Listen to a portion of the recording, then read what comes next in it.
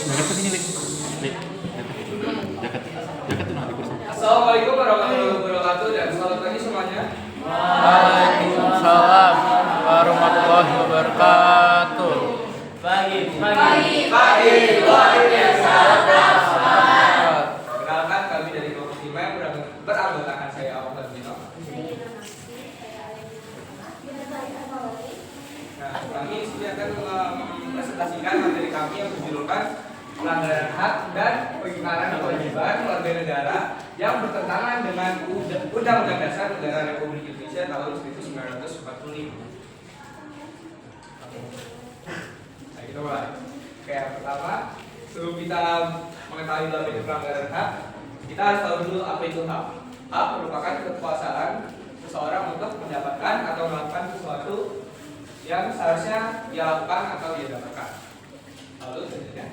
Yang selanjutnya itu adalah kewajiban. Jadi kewajiban itu merupakan tugas kita sebagai warga negara atau sesuatu yang harus kita lakukan untuk negara dan juga bangsa yang sudah diatur di dalam undang-undang.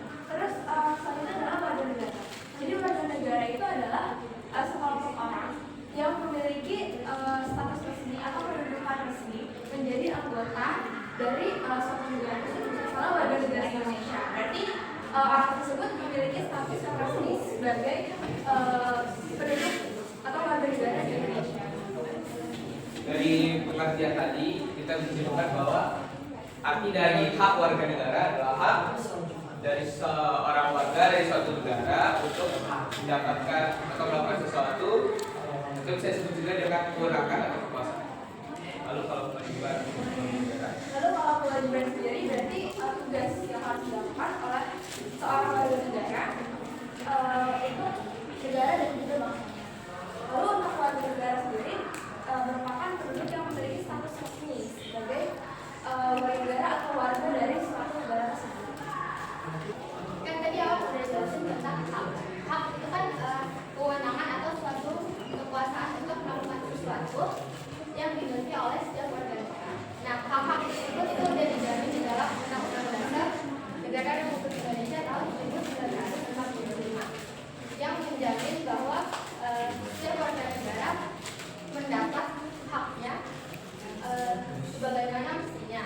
Nah, namun dalam praktiknya masih terdapat beberapa tantangan dalam realisasi hak-hak tersebut. Salah satunya adalah pelanggaran hak. Kalau kalian masih ingat di kelompok-kelompok sebelumnya yang juga sudah pernah membahas tentang pelanggaran hak, pelanggaran hak itu kan suatu tindakan atau suatu perilaku yang melanggar hak-hak yang dimiliki oleh warga negara lain.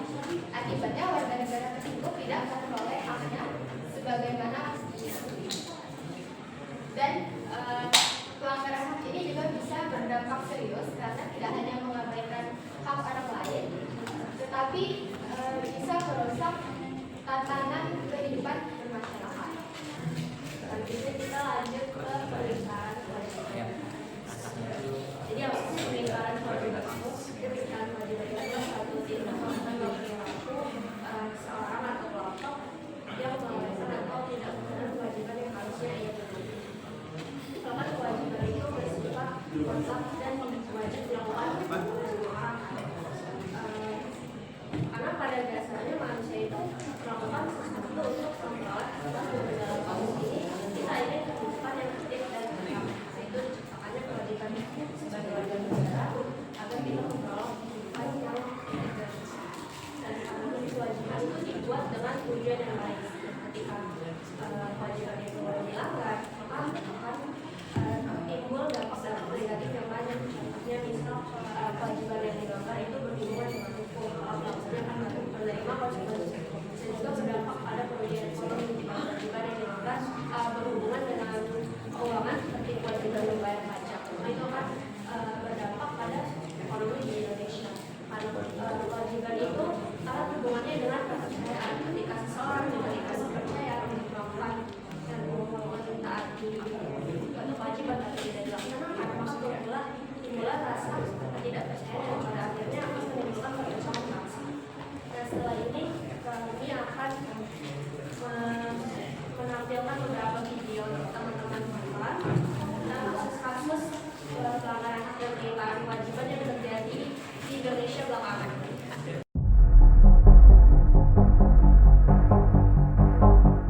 Komnas HAM mencium adanya dugaan pelanggaran HAM dalam proses relokasi warga di Pulau Rempang pada tanggal 7 dan 11 September 2023 lalu. Ada setidaknya 6 indikasi terjadinya pelanggaran HAM dalam konflik di Pulau Rempang tersebut. Hal itu diungkapkan oleh Komisioner Komnas HAM, Saurlin P. Siagian pada Jumat 22 September 2023. Menurut Uli, indikasi tersebut kini masih didalami oleh Komnas HAM untuk memastikan apakah benar terjadi pelanggaran HAM atau tidak. Dilansir dari Kompas.com, 6 dugaan pelanggaran tersebut diantaranya: pertama, hak atas rasa aman dan bebas dari diskriminasi, sebab penggunaan kekuatan dan gas air mata yang berlebihan hingga menimbulkan korban. Kedua, hak atas memperoleh keadilan karena ada pembatasan akses terhadap bantuan hukum pada 8 tersangka yang sudah dibebaskan ketika proses penyelidikan dan juga penyidikan. Ketiga, hak atas tempat tinggal yang layak, hal ini terkait dengan rencana relokasi. Kemudian yang keempat, hak anak dan juga perlindungan anak, di mana terdapat siswa SDN 24 dan juga SMPN 22 yang terdampak. Tadi kan udah jawaban ya videonya. Nah, jadi itu jadi ada namanya kasus Rempang. Dan di situ Komnas HAM itu menyelidiki bahwa adanya indikasi pelanggaran HAM yang terjadi di kasus Rempang itu. Jadi sebenarnya apa sih yang terjadi? Jadi sebenarnya tuh di wilayah itu kayak mau dibikin namanya tuh Eco City. Nah terus tanah-tanah yang ada di situ yang kosong itu, lahan kosong di situ, awalnya itu diklaim sebagai pemilik masyarakat adat setempat. Tapi karena mau dibuat Eco City itu, akhirnya pemerintah ini tuh kayak membuatkan aja lahan kosong itu untuk dibangun tanpa adanya persetujuan dari masyarakat adat setempat gitu. Akhirnya masyarakat di situ itu berdemo gitu untuk menyampaikan aspirasi mereka tentang ketidaksetujuan mereka bahwa lahan mereka ini mau dibuat Eco City. Nah, tapi polisi atau kayak aparat keamanan di situ itu malah menyerang masyarakat yang melakukan demo ini, kayak kasih gas air mata, terus kayak nggak menjamin gitu hak-hak mereka di itu hak mereka di masyarakat yang melakukan demokrasi atas ketidaksetujuan mereka ini. Jadi sesuai yang tadi di videonya bilang, dalam kasus ini ada 6 dugaan pelanggaran hak menurut Komisaris Komnas HAM yang bernama Saurlin P. Siagian. Yang pertama adalah hak atas rasa aman dan bebas dari diskriminasi ya. Jadi sesuai dengan pasal 28G Undang-Undang Dasar 1945 yang mengatur hak rasa aman dan bebas dari penyiksaan atau perlakuan yang merendahkan martabat masyarakat atau manusia. Lalu Undang-Undang Nomor 39 Tahun 1999 tentang hak asasi manusia yang menjamin hak setiap orang untuk hidup aman dan bebas dari diskriminasi serta perlakuan yang merendahkan martabat. Lalu tadi yang kedua ada pelanggaran hak atas keadilan yang sesuai juga dengan pasal 28D ayat 1 Undang-Undang Dasar 1945 yang menjamin hak atas persamaan di hadapan hukum dan hak untuk memperoleh perlakuan yang sama di hadapan hukum. Lalu juga dengan Undang-Undang Nomor 18 Tahun 2003 tentang advokat yang mengatur hak setiap orang untuk mendapatkan bantuan hukum termasuk dalam hal pembelaan hukuman ekstra. Kemudian yang ketiga adalah pelanggaran hak atas tempat tinggal yang layak. Dan sesuai juga dengan pasal 28H ayat 1 Undang-Undang Dasar 1945 yang menjamin hak atas tempat tinggal yang layak dan kehidupan yang layak. Undang-Undang Nomor 1 Tahun 2011 tentang perumahan dan kawasan permukiman yang menjamin hak warga negara untuk mendapatkan tempat tinggal yang layak. Lalu yang keempat adalah pelanggaran hak anak dan perlindungan anak, karena pada saat demo itu ada anak-anak siswa sekolah itu yang kena gas air mata yang termasuk di Undang-Undang Nomor 23 Tahun 2022 tentang perlindungan anak yang menjamin perlindungan terhadap hak anak termasuk perlindungan dari kekerasan dan eksploitasi. Lalu ada pasal 28B Undang-Undang Dasar 1945 yang menjamin hak untuk hidup, tumbuh dan berkembang serta mendapatkan perlindungan dari kekerasan dan diskriminasi. Lalu pelanggaran yang kelima ada hak atas kesehatan, karena tadi di Rempang itu puskesmas itu seluruh tenaga medisnya dikosongkan.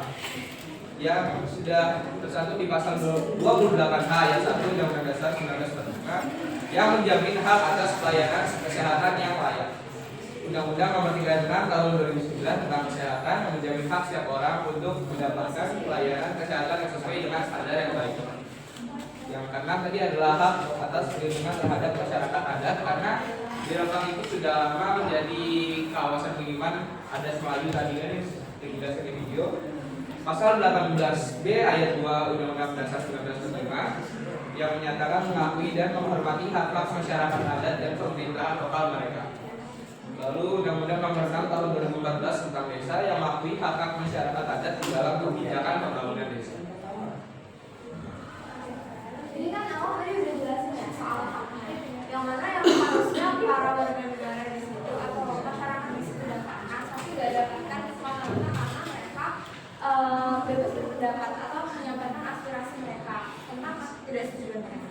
Nah selanjutnya adalah kewajiban dan penyekaraan kewajiban. Jadi kewajiban di sini itu kita menjalankan kewajiban aparat dalam menegakkan hukum dan juga melakukan kewajiban mereka kepada masyarakat. Nah, jadi diatur dalam peraturan pemerintah nomor 13 tahun 2022 bahwa pemerintah itu harus mengatur penyelenggaraan keamanan, keselamatan, dan penegakan hukum di seluruh wilayah di Indonesia. Nah, di situ kan yang harusnya aparat itu melindungi masyarakat di Rempang yang sedang berdemo, tapi justru para aparat ini malah menyerang si masyarakat yang berdemo, yang mana itu merupakan bentuk pengingkaran kewajiban aparat sebagai warga negara, yang mana menjalankan tugasnya untuk menjaga keamanan masyarakat setempat. Dan juga tadi Om juga ada menyebut tentang hak mereka yang diingkari beserta pasal-pasalnya seperti hak mereka untuk mendapatkan layanan kesehatan dan juga mendapatkan perlindungan yang sama dengan hukum. Karena kan di sini maksudnya itu masyarakat yang berdemo di Rempang ini mereka itu diancam oleh aparat bahwa mereka itu nggak punya nilai gitu, nggak punya kedudukan di mata hukum gitu. Jadi mau mereka melaporkan tentang masalah itu mereka tuh diancam nggak bakal bisa gitu. Juga mereka diancam tentang puskesmas yang akan dikosongkan saja. Yang mana ini tuh bertentangan banget ya sama tugasnya aparat. Puskesmas itu kayak menjamin layanan kesehatan yang memadai, juga tempat tinggal yang aman, serta kebebasan mereka untuk berpendapat.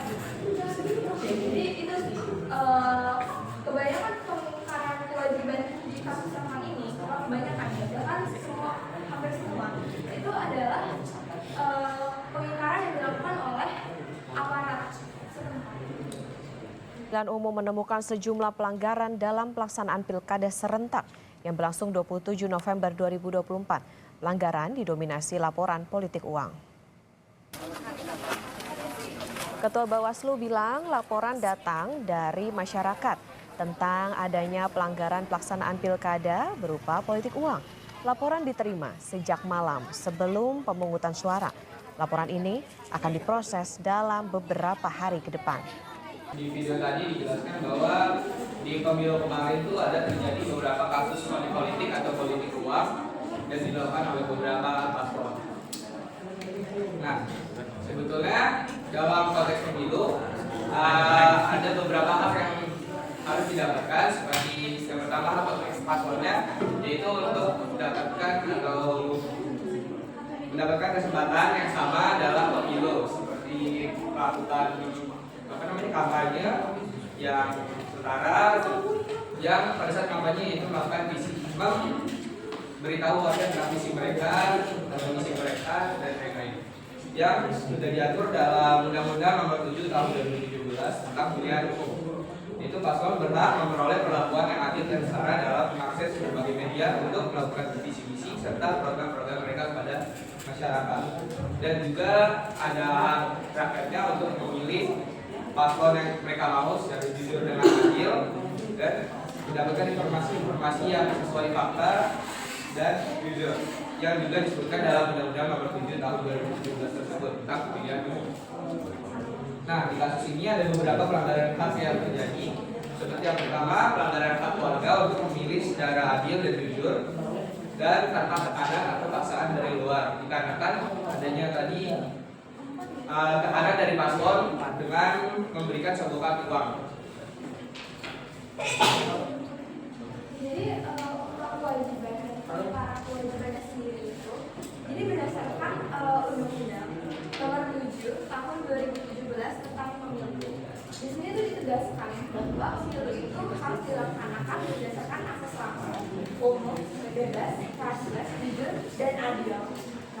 Nah, jadi kewajiban warga negara itu dalam mengikuti pemilu itu, yang mana yang salah satunya itu harus adil dan juga jujur.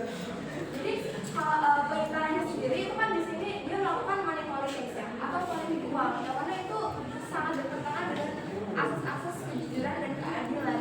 Karena yang seperti yang awal jelaskan tadi ya, harusnya semua paslon, semua kandidat itu tuh punya kesempatan yang sama ya untuk menang, terlepas dari apapun status ekonominya atau dari ada atau enggaknya duit gitu. Tapi di kasus money politik ini itu udah melanggar hal itu dengan istilahnya nyogok gitu ya, istilahnya kayak kita memberikan uang gitu agar si penerima uang tersebut tuh memilih paslon yang dituju. Nah itu kan kayak gitu sangat bertentangan dengan undang-undang gitu. Dan yang mana yang harusnya paslon itu memiliki kesempatan yang sama, tapi itu jadi nggak imbang karena adanya money politik ini.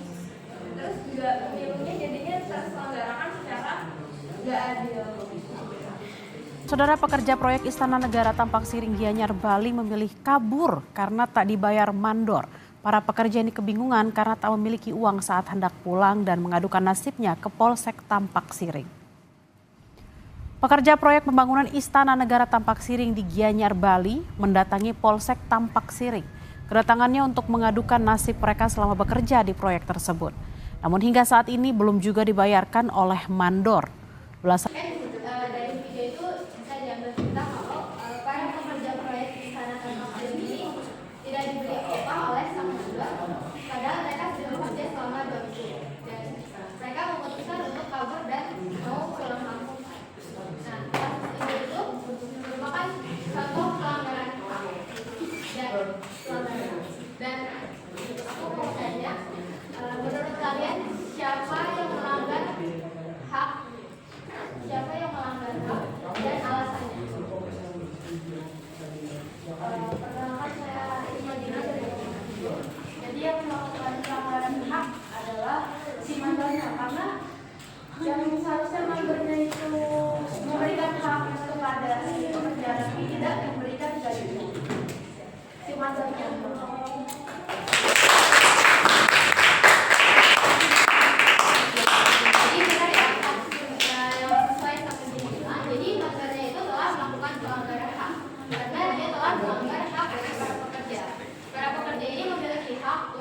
Bekerja dan mendapatkan imbalan yang adil dan layak sesuai dengan pasal 28 ayat 2 yang menyebutkan bahwa setiap orang berhak untuk bekerja serta mendapatkan imbalan dan perlakuan yang adil dan layak.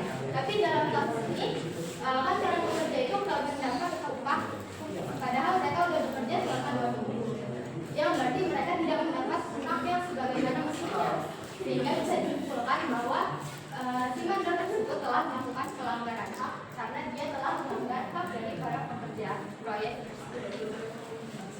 Dan dari kasus itu kita bisa lihat ya, adanya pelanggaran kewajiban yang dilakukan oleh mandornya untuk memberi pekerjanya. Pada dalam dunia kerja, pemberian upah itu salah satu kewajiban paling utama yang harus dilakukan oleh pemberi kerjanya agar yang pekerjanya juga mendapatkan imbalan atas pekerjaan dari perusahaannya.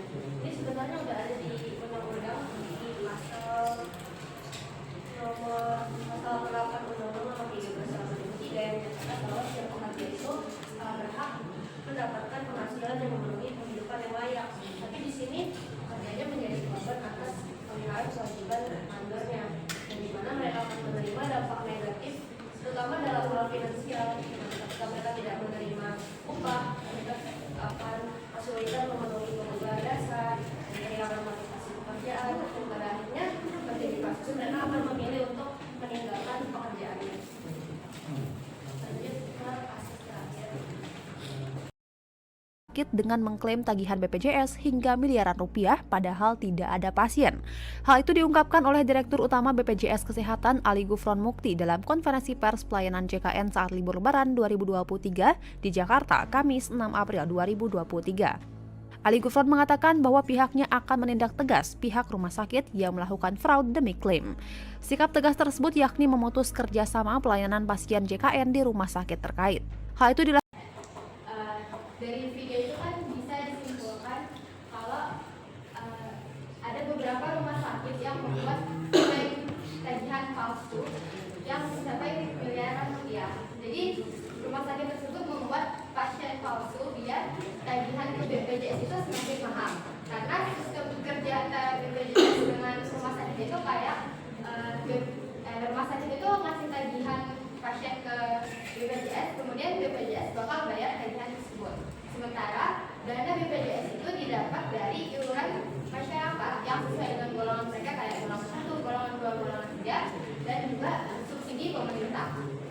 Nah, dengan adanya kasus kayak gini, berarti kan pihak rumah sakit itu telah melanggar hak dari BPJS Kesehatan dan juga para peserta BPJS. Karena menurut pasal 28H ayat 1 disebutkan bahwa setiap orang berhak mendapatkan pelayanan kesehatan yang adil dan layak. Manipulasi klaim ini kan tentu bertentangan dengan pasal tersebut dan merugikan orang lain karena peserta BPJS membayar iuran dengan harapan dana mereka itu nantinya bisa bermanfaat untuk orang yang membutuhkan layanan kesehatan dan juga digunakan secara adil. Nah, dengan adanya kasus ini kan berarti dana yang harusnya dialokasikan ke pasien yang benar-benar membutuhkan justru terbuang sia-sia untuk klaim palsu. Dan juga klaim palsu ini bisa mengurangi ketersediaan anggaran untuk peserta BPJS lainnya yang sebenarnya benar-benar butuh atau keadaannya lagi berkembang kayak pasien kritis atau pasien layanan darurat. Dari kasus ini kan juga dapat dilihat adanya pengiklaran kewajiban. Kalau tidak siapa yang melakukan pengiklaran kewajiban.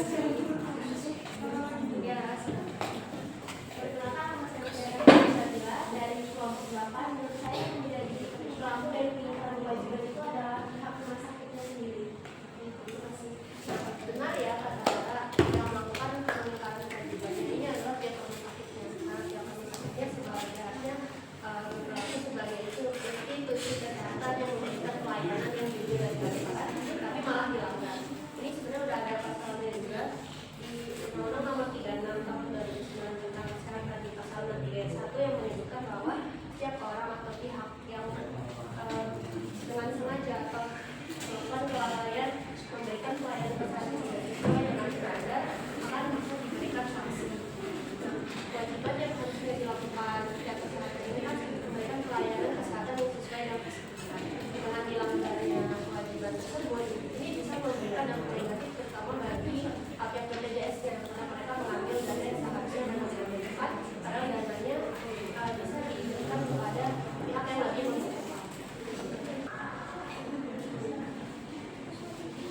Nah, kan tadi kita udah ngasih juga contoh kasus. Karena ada contoh kasus pasti harus ada solusi atau penanganan yang tepat. Nah, untuk solusi kita menggunakan metode adil, yaitu ajarkan hak dan kewajiban dengan masalah. Ikuti aturan. Lindungi seluruh masyarakat. Nah, jadi di bagian A, ajarkan hak dan kewajiban, itu kita bisa dengan cara memberikan edukasi kepada masyarakat tentang hak apa saja yang mereka miliki dan kewajiban apa saja yang harus mereka lakukan sesuai dengan peraturan dan hukum yang berlaku. Dengan adanya pemahaman yang seimbang antara hak dan kewajiban akan menciptakan hubungan masyarakat yang harmonis serta mengurangi potensi pelanggaran hak ataupun pengingkaran kewajiban. Bisa dengan contoh kasus ini politik uang pada masa pilkada. Kita bisa mengadakan sosialisasi atau ya kepada warga setempat untuk memilih sesuai dengan visi misi pasangan calon, bukan dengan iming-iming hadiah atau uang. Karena masyarakat itu berhak untuk bebas memilih tanpa ada paksaan dari pihak manapun. Serta perilaku memberi uang ataupun menerima uang itu merupakan perilaku pelanggaran hukum dan memiliki landasan hukum pada pasal 187A Undang-Undang Nomor 10 Tahun 2016 tentang Pilkada. Selanjutnya kita gunakan metode mendengarkan masalah. Dan mendengarkan masalah dan mengamati masalah ini kita bisa mendengarkan dari banyak perspektif. Nah, jadi kita bisa mengetahui masalah sebenarnya. Jika kita contohkan di kasus politik uang di pilkada, kita bisa minta orang pihak-pihak yang mendapat soggokan untuk menjadi kesaksian. Dari kesaksian rakyat ini kita bisa mendapatkan bukti lah dan memperoleh masalahnya sebelum dibawa ke ranah hukum. Nah, setelah kita mendengarkan, kita bisa dengan metode I, yaitu ikuti aturan, dan kita bisa menyelesaikan masalahnya dengan aturan-aturan yang sudah ada sesuai dengan undang-undang. Seperti tadi dalam kasus money politik kita bisa menyelesaikannya dengan pidana pemilu. Jadi selanjutnya adalah lindungi seluruh masyarakat. Bagaimana itu lindungi seluruh masyarakat? Jadi lindungi seluruh masyarakat itu kita menjamin perlindungan hak dan kewajiban bagi setiap individu tanpa diskriminasi sama sekali. Misalnya tadi dalam contoh kasus money politik, jadi orang yang melaporkan ke Bawaslu misalnya atau orang yang melaporkan ke Bawaslu atau lawan paslonnya itu bisa melaporkan hal itu tanpa takut sama sekali untuk didiskriminasi atau kayak dicabut hak-haknya gitu. Jadi lembaga-lembaga yang berkuasa itu wajib untuk melindungi semua masyarakat siapapun itu setiap individu dalam pemenuhan hak dan juga kewajiban mereka sebagai warga negara. Itu udah diatur dalam Undang-Undang Nomor 39 Tahun 1999 tentang perlindungan, kemajuan, penegakan dan pemenuhan hak bagi setiap individu. Untuk menjawab pertanyaan Ali dari kelompok 1, jadi menurut kami menggunakan money politik itu meskipun dengan niat yang baik tetaplah salah karena money politik itu melanggar banyak nilai moral, etika, dan juga hukum. Karena pemimpin yang baik itu kan seharusnya memberi contoh teladan yang baik dengan menolak segala bentuk tindakan yang dapat merusak tatanan demokrasi juga kepercayaan rakyatnya. Memang pilihan yang sulit, tetapi sebenarnya mempertahankan integritas itu jauh lebih berharga kalau misalnya dalam jangka yang panjang. Disebutkan juga di Undang-Undang pada pasal 515 yang membicarakan tentang politik uang untuk mempengaruhi pemilih, bahwa setiap orang yang sengaja pada waktu pemungutan suara itu menjanjikan dan memberikan uang atau materi lainnya kepada pemilih agar pemilih tidak menggunakan hak pilihnya atau untuk memilih salah satu calon dapat dipenjara paling lama 3 tahun dan juga diberi denda sebanyak 36 juta. Jadi money politik ini sangat-sangat dilarang karena dapat merusak prinsip-prinsip demokrasi yang sehat seperti keadilan, integritas, juga transparansi terutama dalam pemilu. Jadi praktik politik uang ini bisa merusak kepercayaan masyarakat terhadap sistem pemilu, juga memperburuk ketimpangan sosial karena kan secara tidak langsung lebih menguntungkan mereka yang memiliki banyak uang. Jadi tidak diukur dari baik atau buruknya calon. Jadi praktik politik uang ini tidak bisa dibenarkan karena dampaknya sangat banyak merusak keseluruhan sistem demokrasi. Juga dilarang untuk menjaga kualitas demokrasi, untuk menegakkan hukum yang melarang praktik ini. Jadi saya akan menjawab pertanyaan Dimas dari kelompok 2 tentang kasus pendemo di Jakarta yang menolak putusan MK dan mereka mendapat perilaku kekerasan dari pihak kepolisian atau aparat keamanan. Nah, menurut kami itu merupakan kasus pelanggaran hak karena telah melanggar hak warga negara untuk mengeluarkan pendapat. Menurut pasal 28E ayat 3 disebutkan bahwa setiap orang berhak atas kebebasan berserikat, berkumpul, dan mengeluarkan pendapat. Nah, dengan adanya tindakan represif dari aparat keamanan tersebut tentu menghalangi terlaksananya hak warga negara, khususnya hak kebebasan berpendapat. Selain itu, tindakan represif yang dilakukan oleh aparat keamanan bisa dianggap sebagai pelanggaran terhadap prinsip demokrasi.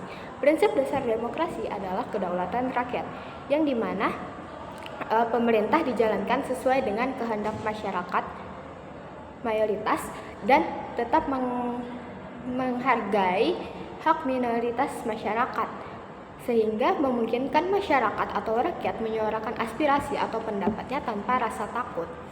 Nah, kekerasan atau tindakan represif dari aparat keamanan ini juga menjadi bukti bahwa negara itu tidak responsif terhadap suara rakyat.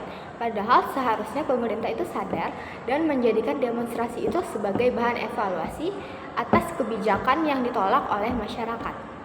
Begitu. Nah, selanjutnya ada pertanyaan dari kelompok 3, yaitu dari David.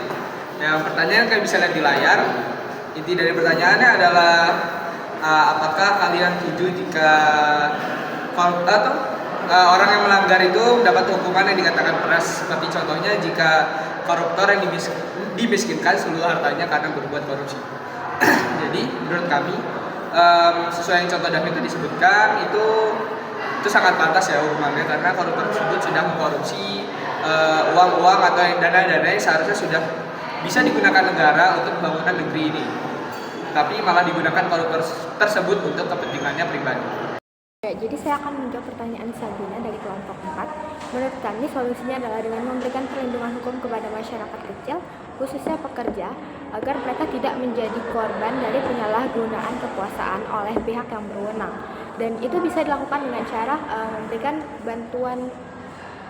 bantuan hukum secara gratis kepada para pekerja yang tidak dibayar upahnya, ataupun meningkatkan transparansi dalam proyek-proyek pemerintah, mungkin dengan audit keuangan yang terbuka secara publik, sehingga masyarakat ini tahu dananya itu benar-benar sesuai dengan tujuan, seperti membayar para pekerja. Dan biasanya kan dalam perusahaan itu pasti ada namanya serikat kerja. Nah, serikat kerja ini mungkin bisa mendampingi korban untuk mendapat keadilan gitu. Dan untuk pertanyaannya yang tentang proses hukum, mungkin proses hukum itu seringkali nggak efektif kan, karena perusahaan sering memiliki akses ke sumber daya hukum yang lebih baik. Nah, sehingga korban itu seringkali kalah di pengadilan. Mungkin perusahaan tersebut bisa diberi sanksi seperti pencabutan izin atau denda yang sangat besar yang mungkin bisa merugikan perusahaan tersebut, karena mereka juga telah melanggar hak dari para pekerja tersebut. Saya Karissa Valerie dan saya akan menjawab pertanyaan dari kelompok 6. Yang memberikan pertanyaan adalah Maria Liza, dan berikut pertanyaannya. Jadi pelanggaran hak dan kewajiban itu kerap dilakukan oleh beberapa pejabat. Apabila pelanggaran dilakukan oleh para wakil rakyat, bagaimana caranya salah satu solusi dari adil, yaitu lindungi seluruh masyarakat, terlaksana sebagai solusi suatu permasalahan. Informasi tambahan, para wakil rakyat itu memiliki kekuasaan yang jauh berbeda dibandingkan kita. Sudah banyak contoh penyalahgunaan kekuasaan untuk terhindar dari hukum. Baik, jadi jawaban atas permasalahan ini adalah adil, atau salah satunya adalah lindungi seluruh masyarakat. Itu masihlah relevan untuk kita implementasikan meskipun yang melakukan pelanggaran hak dan pengingkaran kewajiban itu merupakan perwakilan rakyat sendiri. Karena apa? Karena lindungi seluruh masyarakat itu dapat dilakukan oleh siapa saja. Kita dapat memberikan jaminan perlindungan hak dan kewajiban atas individu. Nah, apabila perwakilan rakyat yang melakukan pelanggaran hak dan pengingkaran kewajiban, misal perwakilan rakyat itu melakukan korupsi ya. Nah, itu kan instansi pemerintahan itu ada banyak, nggak hanya perwakilan rakyat. Ada lembaga-lembaga pengawasan yang bertugas untuk mengawasi serta menanggulangi hal tersebut. Contohnya kalau di kasus korupsi itu kan ada KPK. Atau misal perwakilan rakyat ini itu melakukan pelanggaran HAM, maka di situ kan ada lembaga pengawas yang bernama Komnas HAM. Nah, jadi tugas dari KPK dan Komnas HAM ini contoh ya, itu juga harus melindungi seluruh masyarakat tanpa diskriminasi sama sekali begitu. Nah, ini kan Maria Liza juga ada mention nih tentang sudah banyak contoh penyalahgunaan kekuasaan untuk terhindar dari hukum.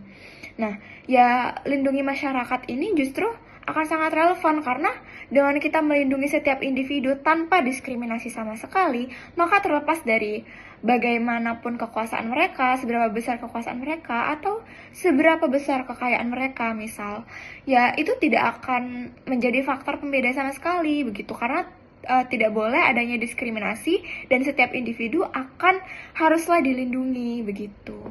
Semoga ini bisa menjawab.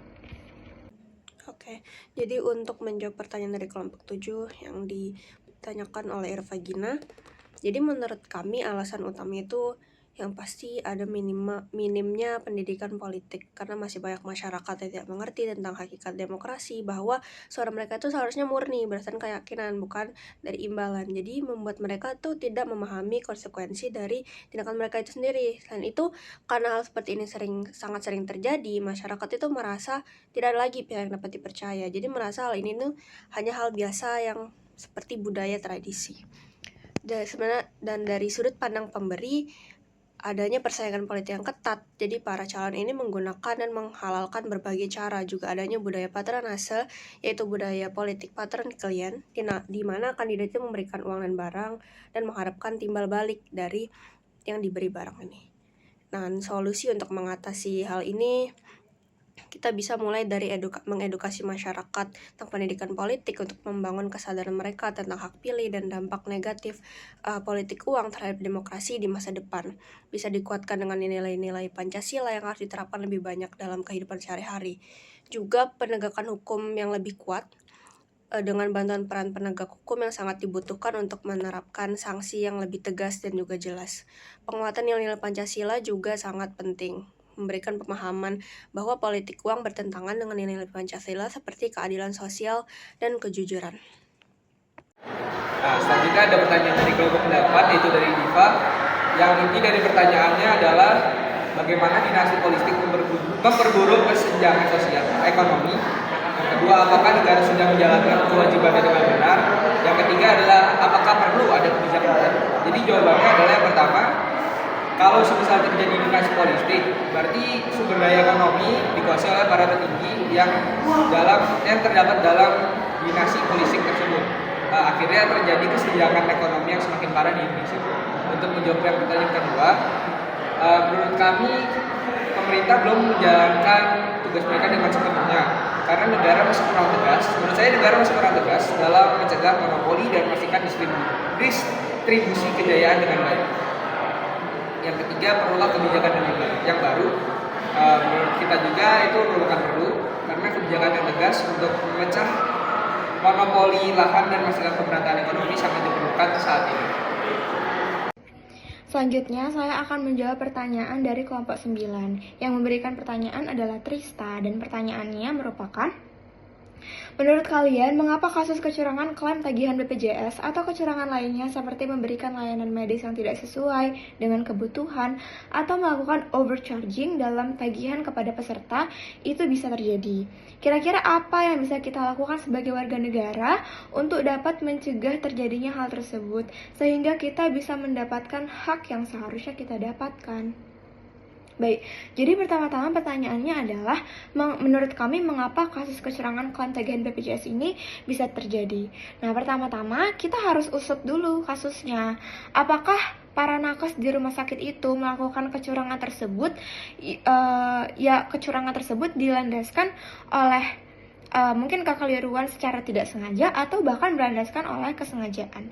Nah, ketika para nakes ini memang sudah terbukti melakukan itu berlandaskan kesengajaan, ya maka bisa kita bilang mungkin para nakes ini belumlah teredukasi dengan baik tentang pentingnya hak dan kewajiban begitu. Mereka masih belum mengetahui bahwa ketika kita melanggar hak dan mengingkari kewajiban, maka hal itu akan sangat berdampak buruk bagi orang lain gitu. Nah, penyebab lainnya mungkin bisalah karena ya mereka semena-mena dengan peraturan.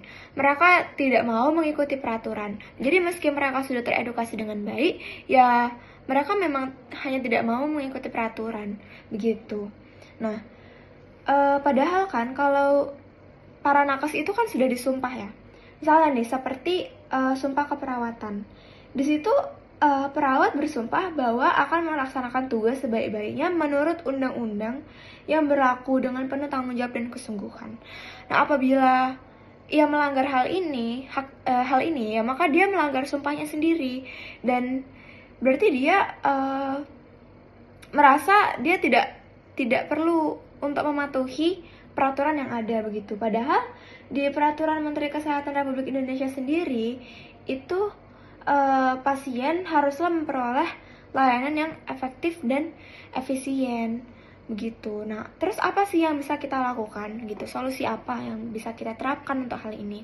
Nah, solusi adil itu sebenarnya bisa relevan untuk permasalahan ini. Jadi yang pertama itu kan A, ajarkan hak dan kewajiban. Nah, jadi kita bisa mengedukasi lebih lagi mengenai pengertian hak dan kewajiban, dan betul-betul memberitahu apabila kita melakukan pelanggaran dan pengingkaran, ya maka seberapa buruk hal itu bisa berdampak pada orang lain, yang mana itu bisa jadi membuat mereka untuk berpikir 2 kali dalam melakukan pelanggaran atau pengingkaran tersebut begitu, karena mungkin dampak buruk yang dihasilkan sangatlah besar begitu. Lalu selanjutnya adalah D, yaitu dengarkan masalah atau dialog ya. Jadi dengarkan masalah atau berdialog antara masyarakat dan pemerintah ini sangatlah penting. Misal ada kasus gitu, sedang diusut, dan kita ingin tahu apakah hal ini berdasarkan kesengajaan atau ketidaksengajaan, atau apakah ada masalah yang melandasi perbuatan tersebut begitu. Nah, dengarkan masalah ini sangat penting. Mungkin para pelaku melakukan hal itu mungkin karena mereka mungkin mendapatkan upah yang tak layak sehingga mereka kesulitan untuk menjalani kehidupan mereka sehari-hari begitu. Maka mendengarkan masalah ini akanlah sangat relevan gitu, agar pemerintah juga bisa secara transparan mengetahui masalah apa sih yang terjadi sehingga bisa mencegah hal-hal semacam ini terjadi. Nah, yang ketiga adalah I. Ketika kita sudah teredukasi dengan baik tentang hak dan kewajiban, juga sudah berdialog tentang permasalahan kita, maka ya yang paling penting, yang kuncinya itu adalah mengikuti peraturan. Karena aturan itu sudah dibuat sedemikian rupa untuk mengatur ketertiban suatu negara. Ya maka sangatlah penting untuk kita untuk mematuhi peraturan yang ada dan tidak semena-mena terhadap peraturan yang ada begitu. Nah, yang terakhir adalah L, lindungi seluruh masyarakat. Misal ada kasus dan kasus ini belum diusut begitu ya. Nah, pada awal-awal kita tidak boleh ngejudge sama sekali, nggak boleh mendiskriminasi sama sekali. Jadi setiap individu yaitu harus sama kedudukannya, nggak boleh didiskriminasi sama sekali, apalagi dijudge begitu. Jadi ya sampai kita usut secara detail dan mungkin di akhir kita baru mendapatkan pelakunya yang memang bersalah gitu ya. Kita bisa mengimplementasikan hukum sebagaimana mestinya tanpa mendiskriminasi dan teruslah memberikan jaminan perlindungan begitu sebagaimana mestinya. Terima kasih, semoga ini menjawab. Jadi sekian presentasi dari kami, maaf jika ada salah-salah kata. Wassalamualaikum warahmatullahi wabarakatuh. Dan selamat pagi semuanya. Waalaikumsalam warahmatullahi wabarakatuh. Pagi, luar biasa.